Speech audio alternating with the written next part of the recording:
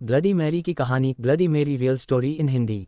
England की राजगद्दी साल 1509 से लेकर 1547 तक हेनरी के हाथों में हुआ करती थी। राजा हेनरी की कई पत्नियां और एलिजाबेथ व मैरी नामक दो बेटियां थीं। इनमें से मैरी राजा की पहली पत्नी की बेटी थी।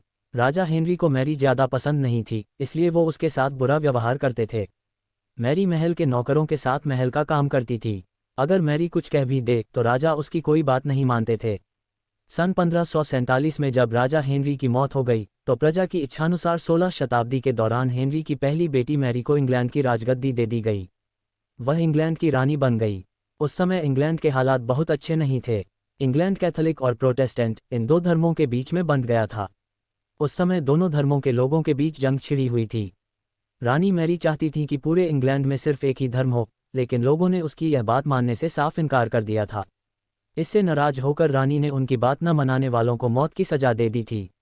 वह ऐसे लोगों को जिंदा भी जला देती थीं। रानी मैरी की इस क्रूरता की वजह से इंग्लैंड के लोग उससे नफरत करने लगे। ऐसा भी कहा जाने लगा कि रानी मैरी कुंवारी जवान लड़कियों के खून से नहाती थीं। उसका मानना था कि उनके खून से नहाने से वह ज़्यादा दिनों तक जवान रह सकती हैं। कुछ सालों बाद रानी मैरी ने शादी कर ली और कुछ समय बाद इंग्लैंड में एक खबर आई कि रानी मैरी गर्भवती हैं और जल्द ही उनके राज्य को उनका नया राजा भी मिल जाएगा। इस बात से हर सभी खुश हुए, लेकिन उस समय रानी मैरी के साथ बहुत ही अजीब घटना हुई। उनके गर्भ से किसी भी बच्चे का जन्म नहीं हुआ, बल्कि कुछ ही महीनों के बाद रानी मैरी का पेट फिर से सामान्य हो गया। वहां के ओझा लोगों ने अपनी तंत्र विद्या से बताया कि रानी मैरी के गर्भ में कोई बच्चा नहीं बल्कि एक भूत आकर निवास करता है। कुछ समय बाद फिर रानी मैरी के गर्भ में वही भूत आकार रहने लगा और वह फिर से गर्भवती हो गईं। इस बार भी रानी को कोई बच्चा नहीं हुआ और उस घटना के कुछ ही दिनों के बाद रानी मैरी की मृत्यु हो गई। इसके बाद मैरी की छोटी बहन एलिजाबेथ को इंग्लैंड की राजगद्दी पर बैठाया गया और एलिजाबेथ इंग्लैंड की नई रानी बन गईं। रानी मैरी की क्रूरता की वजह से इंग्लैंड को लोग उसे एक निर्दयी औरत मानते थे।